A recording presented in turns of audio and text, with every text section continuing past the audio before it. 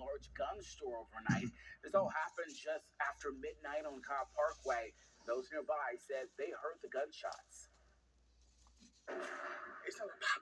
We heard shots, so we heard about 3 or 4 shots, and then that's when we just seen like a bunch of units come in. That gunfire was inside the Academy Outdoor Store in Smyrna. Smyrna police say they received 2 calls to the store, one for shots fired, the other for a burglary in progress. Officers arrived. They encountered a armed gunman that was inside the store. He made his way inside the store. Gunfire erupted between the gunman and officers on scene. The police chief says 2 officers were hurt and the gunman killed. It was a sea of flashing lights along Cobb Parkway as Smyrna police swarmed the area. Cobb County police coming to help. Don't know how many suspects we have, but we do know that they're in a gun store with lots of weapons, lots of long weapons, lots of pistols, lots of ammo.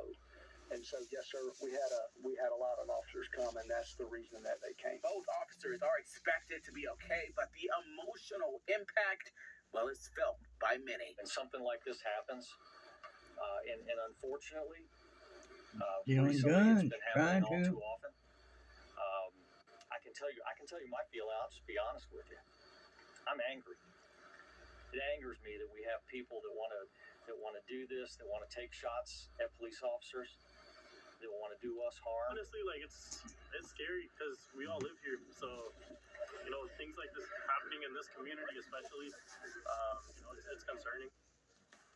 All right, so we're coming on Fox 5 News at 10, a measure of justice. Now, the assassination sending shockwaves throughout the region as fears begin to grow that Iran could join the conflict. Fox News correspondent Mike Tobin reports. With fighter jets streaking over our position here in northern Israel, the IDF has made clear the assassination of Hassan Nasrallah, Hezbollah's leader, is not the end of this punishing air campaign into Lebanon. The strikes that went into Beirut's Dahyan neighborhood were massive. We still don't have good figures about the collateral damage, but Israel says the strikes stopped future attacks and will ultimately save lives. The Israeli fighter planes are unchallenged in the skies over Lebanon. They strike targets at will. 2 strikes this evening went back into the same neighborhood where Nasrallah was killed. Israel says a commander in the Hezbollah intelligence operation, Khalil Yassin, was killed.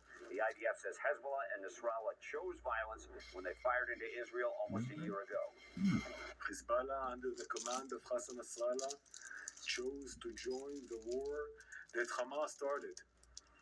There are consequences for that decision. The rocket fire continues. Alarms have been sounding all over the north of Israel and central Israel as well as a ballistic missile was fired out of Yemen. It was intercepted and the wreckage landed on an open road. No injuries. Iraq and Iran are now going into days of mourning for Nasrallah's death. Iran's supreme leader Ayatollah Khamenei says his blood will not go unavenged. Israel says they've proven the Jewish state can defend against a direct attack from Iran.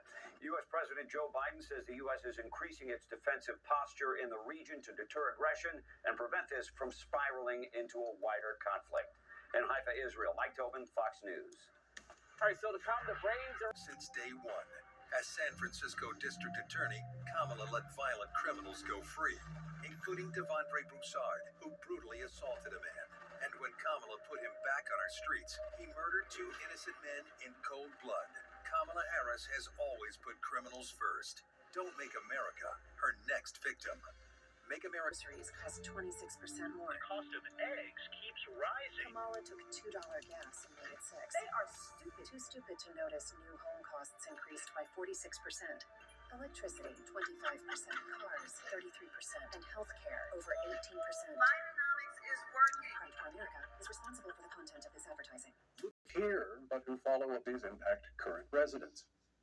Most of the immigrants crossing won't have the documentation to work above board, and we can assume most will be beholden to one cartel or another. No doubt many will be forced into sex and drug trafficking. Laken Riley was a 22-year-old nursing student at the University of Georgia. Her suspected attacker and murderer, Jose Antonio Ibarra, is an illegal immigrant who entered the U.S. in 2022, was arrested in New York for injuring a child, as well as a motor violation.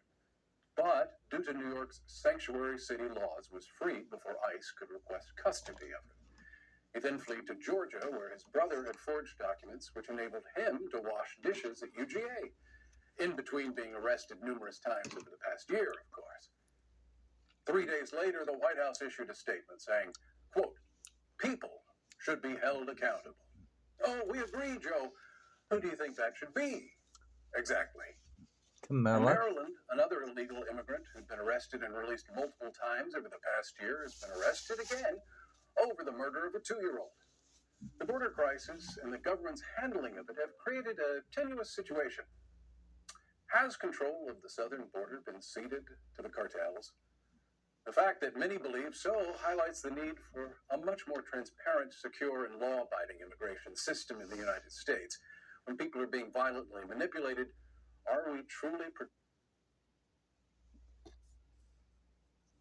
It's time for stronger leadership and a set of solutions that benefits all parties involved. Are you a citizen? Could you use $10,000? Let us know.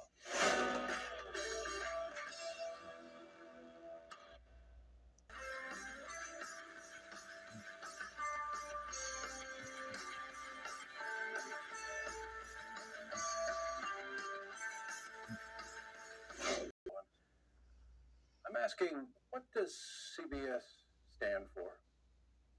With the Soviet-style power grab that would make Putin blush, CBS has reportedly seized the files and personal belongings of their now former investigative journalist Catherine Herridge. Herridge was in the middle of investigating the Hunter Biden laptop story when she was let go by CBS as part of a larger firing round, of course. But that wasn't the end of it. The network then proceeded to confiscate her files, her documents, and her personal belongings, including info about confidential sources. The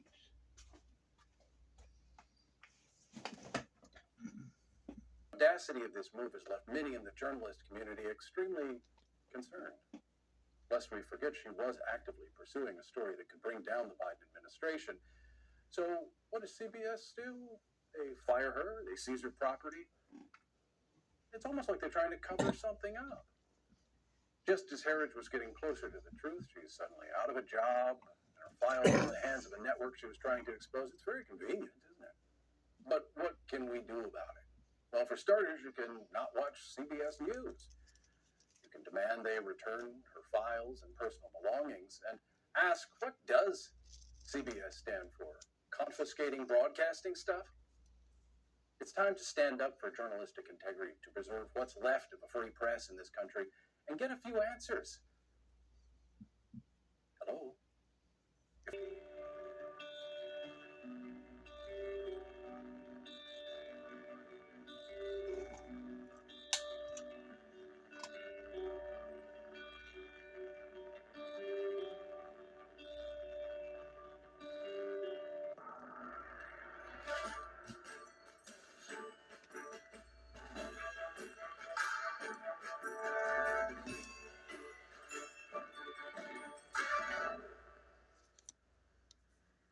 Has been soft on crime since day one.